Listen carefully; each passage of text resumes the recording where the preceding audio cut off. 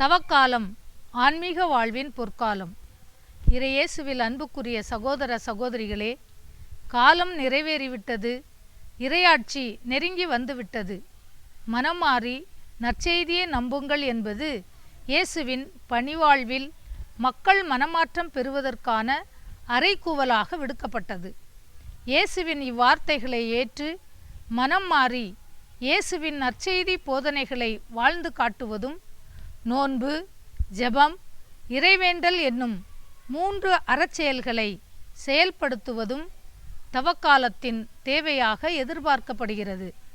நாம் நமது ஆன்மீக பாதையில் சரியான பாதையில் செல்வதற்கு, ஆன்மீக நலன்களை அடைவதற்கு, நம்முடைய தவறுகளை திருத்திக் கொள்ள கத்தோலிக்க திரு அவையால் வழிபாட்டு ஆண்டு அட்டவணையில் வழங்கப்பட்டுள்ள காலம் தவக்காலம்.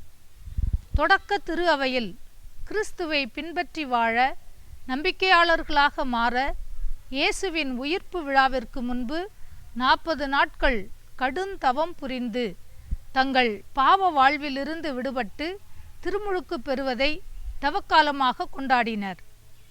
தவக்காலம் கிபி 3 மற்றும் 4ஆம் நூற்றாண்டுகளில் கிறிஸ்துவின் உயிர்ப்பு பெருவிழாவிற்கு 40 நாட்கள் தவக்கால தயாரிப்பு செய்யும் பழக்கம் கிறிஸ்தவ மக்களிடையே தோன்றியது.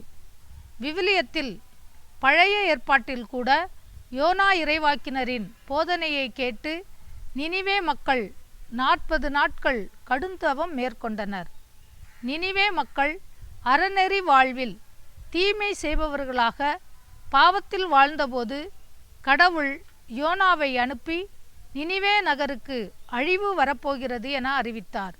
நினிவே மக்கள் யோனா அறிவித்ததை கேட்டு மனம் மாறி கடவுளின் மன்னிப்பை பெற்றனர். இன்று நமக்கு தவக்காலம் என்பது இறைவனோடு ஒப்புரவாகும் காலம். ஜெபம், தபம், தானம் என அறச்செயல்களிலும் வழிபாட்டு நிகழ்வுகளிலும் முழுமையாக பங்கேற்று இயேசுவின் சிலுவை பாடுகளை தியானித்து இறைவனோடு சங்கமிக்கும் காலமாகும். விவிலியத்தில் யோவேல் புத்தகத்தில் 2ஆம் அதிகாரம் 12-13 வார்த்தைகள் இவ்வாறு நமக்கு சொல்லுகிறது. இப்பொழுதாவது உண்ணா நோன்பிருந்து அழுது புலம்பிக் கொண்டு உங்கள் முழு இதயத்தோடு என்னிடம் திரும்பி வாருங்கள் என்கிறார் ஆண்டவர். நீங்கள் உங்கள் உடைகளை கிழித்து கொள்ள வேண்டாம். இதயத்தை கிழித்து கொண்டு உங்கள் கடவுளாகிய ஆண்டவரிடம் திரும்பி வாருங்கள். அவர் அருள் நிறைந்தவர், இரக்கமிக்கவர், நீடிய பொறுமை உள்ளவர், பேரன்பு மிக்கவர். எனவே தவக்காலத்தின் மேன்மை நாம் மனமாறி இறைவனிடம் திரும்பி வருவதாகும். மனிதன் பிறக்கின்றான், இறக்கின்றான்.